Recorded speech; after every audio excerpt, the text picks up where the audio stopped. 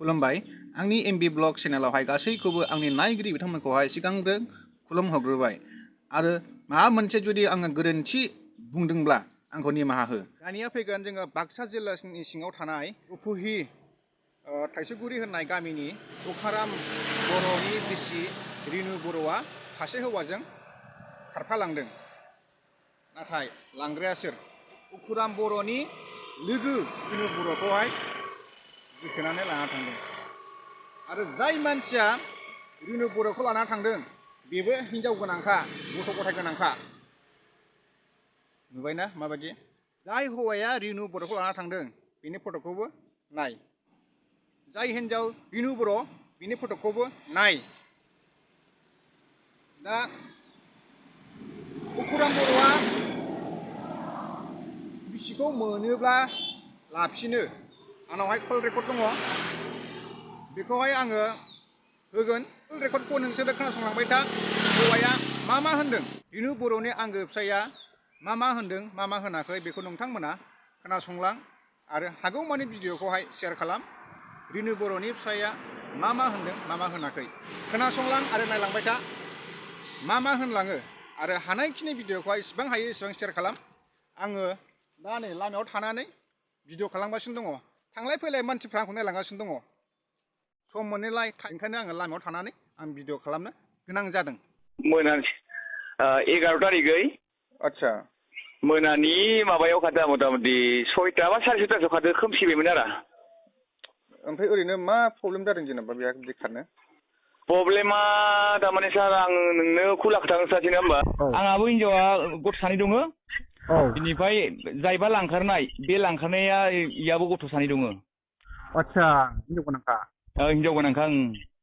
आदसा बेनिफ्राय बयगा इनिया ओरैनो माबासो जागोन, ओरैनो 27-28 बोसोरसो जागोन।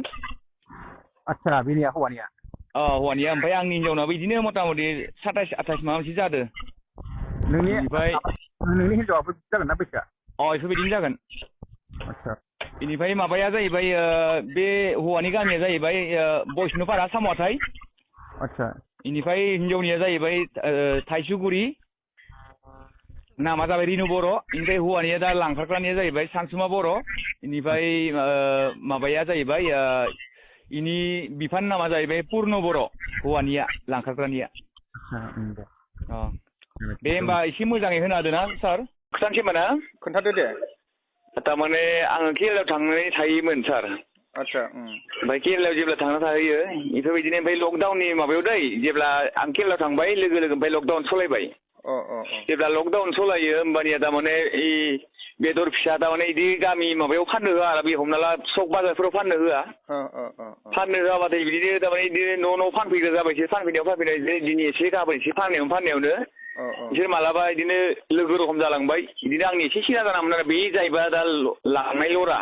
ओमफ्राय बे लराया थारमाने आंनि न'खराव बिदिनो अनेक थारमाने बिदिनो गोदै रावजों बिबाजै लिंफ्लानानै बेदर एवनाय होयो। मालाबा बेदरखौ आंनि ज'आव बिहरो बिदिनो बायनोबो। होफैनायाव बिदिनो, ओमफ्राय जानाय लोंनायावसो माबासो होखो ना माखो दा आंथ' हमनो हाला। ओमफ्राय बेनि गोसोखौ आं जेब्ला केरेलानिफ्राय फैयो होमबानिया थारमाने एकदम माने आंखौ नायनो बानाय, गथ'फोरखौ नायनो बानाय, खाब्रां रायनाय, बुनाय, बेफोरबायदि अनेक सलायबाय थादों आरो। ओमफ्राय आं भाबिदों मा जाखो मानसियालाय, मानो बिदि जाखो, सिगांथ' बिदि नङामोन होननानै। ओमफ्राय बेना मा नाम होनदों बे लराना? हिनजावनिया रिनु बर'। ओमफ्राय हौवाना बै दा लांनाय मानसिना? दा लांनाय मानसिनिया माबा मा होनना बुङो, सानसुमा बर'। ओमफ्राय बिफानिया जाहैबाय पुर्न बर'। ओमफ्राय गामियाबो एखेखा? गामिया एखे नङा। गामिया दा रिनु बर'निया बा आंनिया आरो थाइसुगुरि। आदसा हौवानिया इनिफ्राय दा लांखारग्रा मानसिनि नामा माबाया गामिया जाहैबाय बैष्ण'पारा। आदसा साम'हाथाइ बैष्ण'पारा। ओमफ्राय दा जुदि बायसान्स मोनोब्ला हिनजावखौ, दा बायसान्स मोनफिनबायोब्ला, ओमफ्राय जेनेबा नों बजबनो गोसो दंना गैसिना?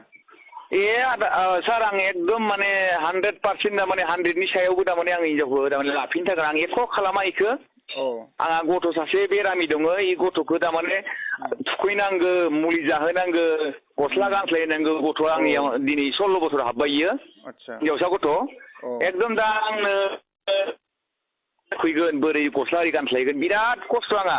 आंखौ नांगौबाथायो नायनो बानानै ओंखामखौनो होआथो गथ'खौल' सामलायथो होमबाबो आंहा एख' माबा गैया आदा माबा सार औ आरो गथ'आ साबेसे दं ओरैनो आंहा सानै आदसा ओमफ्राय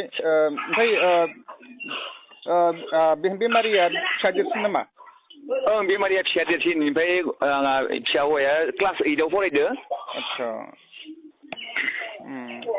अब्ला रुगि खाथार बेमारिथार फरायनो हाया दा न'खराव बिदि बेमार थासेयावबो गावनि फिसाला फरायसायावबो आरो फिसाजो बेमार थासेयावबो दा बिदि जानायखौ बिराद गाज्रि मोनोना गाज्रि बिराद गाज्रि बेनिफ्राय मोनसे हमना मोनदों आरो थारमाने इयो आजिखालिथ' जोंनि बर'फोराव बर' गामि बेफोरबायदि अनेक माबा सलायदों नङा होमबा थारमाने बे आजिखालि तान्त्रिक बान्त्रिकफोरनि एसे माबा सलायो नङा होमबा किसुमान गाज्रि मानसिफोरा बेखौ लायो दा बेफोरबायदिनो आंनि हिनजावाबो बिदि माबा खालामजादों होननानै दा एसे हमना मोनबाय आरो बेनिफ्राय आरो जायबायदि माने तान्त्रिकमोन बिनियावबो थांनायखौ नुदों मानसिफोर नुग्राबो दङ जिदिना थारमाने बे आंनि हिनजावखौ लाना खारगोन दसे एसे मथा मथि आधा घन्टासो आगोलाव थारमाने बियो रायज्लायनानै ओमफ्राय थांनाय मानसिया थारमाने जाहैबाय बे तान्त्रिकनि न'आव थांग्रा मानसिफोरबो नुग्राबो दङ बिनि थाखाय दा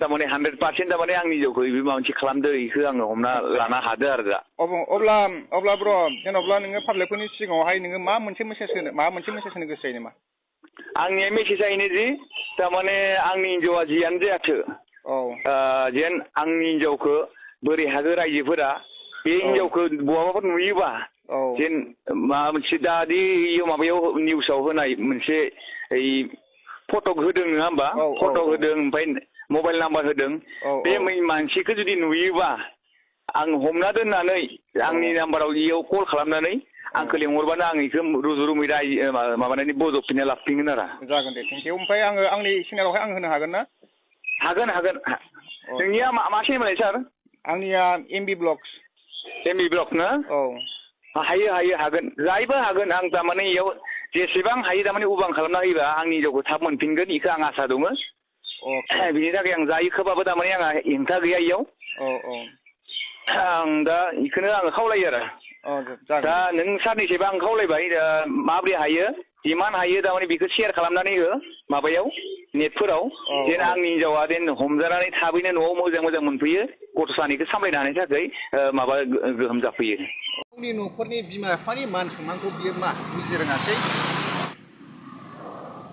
हाबा जानो गोसो जादों हाबा जाबाय न'खर दानो गोसो जादों न'खर दाबाय रायजो जानो गोसो जादों रायजो जाबाय गथ' गथाय खांबाय बाबाय ना नाथाय जुदि न'खर सिफायनो गोसो जादोंब्ला हाबाखौ मानो जाया मानो न'खर सिफायनो गोसो जायो बिदिखौ गार अननानै प्लिज जायखिनि न'खरावहाय बिसि खारजानाय बे बिथाङा जाहाथे बिसिखौ थाबैनो थाब मोनफिनो खुराम बर' बिथाङा दासिमबो खारनाय बिसिखौहाय दासिमबो बजबना लाफिननो गोसो दङ जेरावखि थाया मानो अननानै फैफिन बेमारि फिसाजो दङ आरो सासे फिसाला दङ क्लास 8आव हाबनाय अननानै फैफिन निउसखौ आङो दहाय मोननायलाय ओंखायनो आं नै लामायाव थानानै बेखौहाय आंनि नायगिरि बिथांमोनाहाय आङो फोरमायना हरबाय आरो नोंथांमोना उखुराम बर'खौ जाहाथे नोंसोरो मदद खालामो आरो सहाय खालामना होयो